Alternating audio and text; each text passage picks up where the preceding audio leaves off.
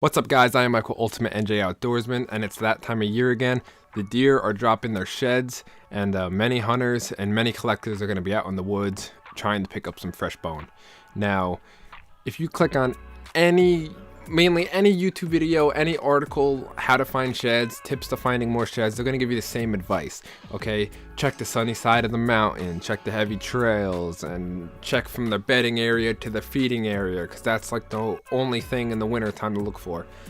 You could search that anywhere. I'm going to try and give you 7 main shed hunting tips that are a little off the ball, that aren't obvious. Okay, obviously you got to check their high traffic areas. I'm going to give you 7 different tips that hopefully will give you a slight advantage to finding more sheds.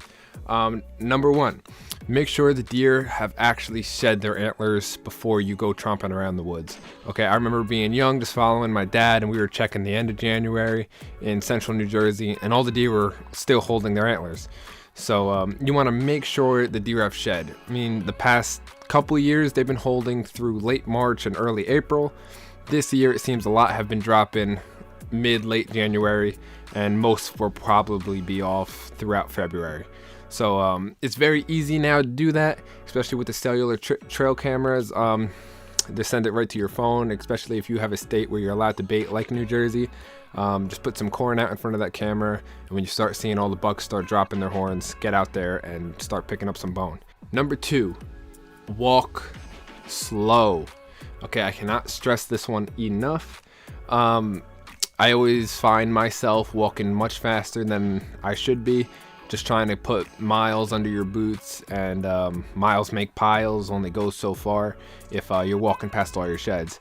Every time I bring someone new, it seems they find sheds right at my feet that I just looked right over. You probably walk past 10 sheds for every 1 or 2 that you find. So you have to make sure you walk slow. What I like to do, every 50 yards, stop. Or if it's really thick, every 20-30 yards, just stop and look around and scan. Make sure you're able to move your head from about your 9-10 o'clock to your 1-2 o'clock position for every 3 steps. Move it like 1, 2 as you're walking, because you want to scan. Okay, if you're walking too fast and you're just walking like this, looking this way, you're missing the whole right side, and the shed could just be right on the other side of that tree that you just walked right past. But if you're taking your time, you're able to scan, and you're gonna pick up a lot more sheds is when you slow yourself down. I like going alone because I find when I'm with other people, I'm very competitive. So it's like I gotta find them first before my buddy does. So I will go out with other people, but I like going alone just so I could slow myself down, set my own pace, and pick up as many sheds as I can. Number 3, train your eyes. Okay, I like to bring a shed with me. Maybe just a little shed, like a little 2-pointer, and I like to bring it with me so I know what to look for. Okay, every shed looks different. Okay, whether they're super brown, chocolate horns, or they're white as anything.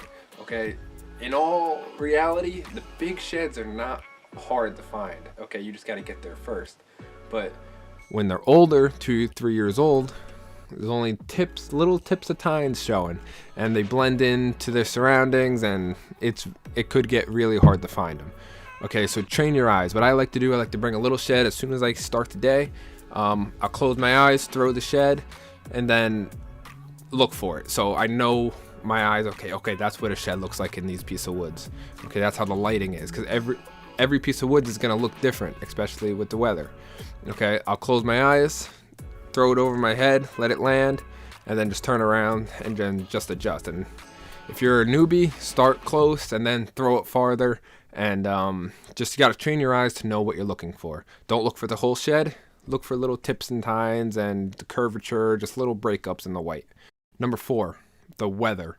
Okay, now I know you're thinking this is shed hunting, this isn't fishing, or this is actual hunting. How is the weather going to affect shed hunting?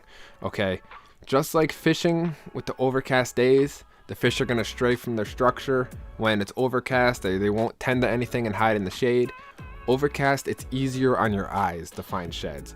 Even a light rain, heavy rain, the sheds will stand out, especially when they get a little wet and everything else seems to pack down. The sheds will definitely 100% stand out. My best couple shed hunting days have been on overcast or rainy days. I found 12 to 15 sheds in like 2 to 3 hours on both days consecutively. Definitely don't want to wear sunglasses. It's going to hinder everything. The woods are just going to look differently with sunglasses on. I like just going like this. And the overcast days, you're not going to squint your eyes as hard. I know you like going. Everyone likes going on a nice bluebird day, really sunny out, nice comfortable day to go out. But you're straining your eyes more than anything else. You're going to find them 100%. You're going to find them on nice days, but the sheds are going to stick out a lot more. It's easier on your eyes. And I definitely like going on overcast days and rainy days, 100%. Number 5. Now, I know I said I like going alone, but number 5, bring someone new to your shed hunting areas. If you go out and you don't find a single shed and you're used to walking the strip of woods, like you hunt it all the time, you tend to develop habits when you walk. You walk the same trails, the same hills, the same spots, okay? And the sheds aren't going to be in the same spots every year, like you know. You bring someone new to a new strip of woods, don't tell them anything about the strip of woods, just let them go, okay, start walking, find some sheds. Because if you tell them, okay, they bed here and then they sit up there, they're going to be following you. Let them go on their own, and they're definitely going to walk different ways than you walk. Everyone attacks a piece of woods differently, and they might just walk 10 yards different than you, and they'll find the shed that you can't see from your vantage point. So bring someone new and don't tell them anything about the woods, and just let them walk. Bring 2, 3, 4 people, especially if you're just trying to find the shed and you're not trying to just save them for yourself. You want to know that a big buck made it through. Bring a couple people and just let them walk. Let them go through, and just make sure you're covering as much ground as possible, but not as much ground as possible terribly, effectively. You have to make sure you're effectively looking through a piece of woods. Number 6, confidence is key. Okay, you could walk for 2-3 hours, 2-3 days and not find a single shed. I know people that have already been out 10 different days now and they haven't found a single shed.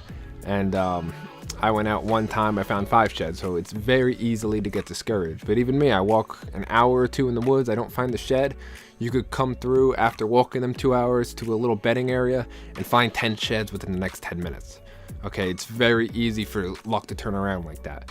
But you have to keep your confidence up, keep your eyes and brain just active looking for sheds, and don't just start getting lackadaisical and just missing sheds. I like attacking every piece of woods I go to as there's a shed here, I just have to find it.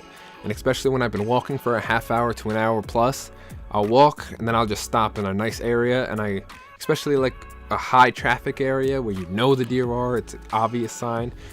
I'll sit there and go, there's a shed here, I just gotta find it. So I get very meticulous. You're finding that needle or the multiple needles in the big haystack of the woods. Okay, so sit down, say, every piece of woods, there's a shed here, I just gotta find it. Like, your life depends on it, and you're gonna find a lot more sheds. And number 7, you've been watching these deer in certain pieces of woods, you know they hang out in this area, and you walk the area and you don't find a single thing. How many times does that happen to you? Okay, number 7, check pieces of woods or property that would not pop into your mind as there's sheds here. Okay, little strips of woods jolting off or close to the main piece of woods that you've been seeing them. Okay, during the rut, deer travel 2, 3, 4, 5 plus miles, and their home range is a lot differently.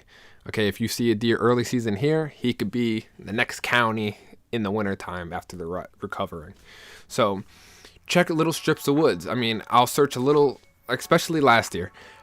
Great experience of mine. I walked through the whole woods. I think we found 2 little dinky sheds, and I'm like, there's a little strip of woods here a creek follows. I'm just gonna walk it. It's only about 25 yards ride. I actually found the matching set to this big 8-pointer, big heavy long main beam 8-pointer, just right outside 30 yards down the little strip of the creek, and both sheds were just laying there. Okay, you don't know who's going into the woods when you're not there. They could go in too early and kick the deer out, and they're gonna run to where they feel safe. And unfortunately, if they're close to shedding and someone else kicks them out and they run a little strip and they lose them over there, and then they come back into the main piece that you've been watching, you never know. So you have to definitely look at your main piece of woods and then look what's around it, especially if you don't find them in that main strip of woods. Okay, because I really don't have private property to shed hunt. I check all state land or all public parks just to find sheds. Many people walk through. There's a lot of pressure going through there. And not saying that they find the sheds, even though a lot do, but they will kick the deer out and mess up their winter pattern that it's very tight in the winter. Okay, they don't move too far in the winter. They just want food, and they sleep, and they get in the sun. That's really it in the winter time. So if someone else comes through, knocks them out, they can mess up your whole shed season. So you have to keep all variables in mind, and definitely just get out there, look for little tips at times, and just put miles under your boots. And I hope these tips will help you be a better shed hunter in the 2021 season. I am Michael, Ultimate NJ Outdoorsman. Leave a comment down below if this helps you. Like the video. Also, leave a comment down below if this did help you find more sheds, and let me know what you found. And I am Mike, Ultimate NJ Outdoorsman. Watch our other videos, and I'm going to be out there picking up some sheds too. So daylight's burning. I got to go. I'm Mike. Peace, guys.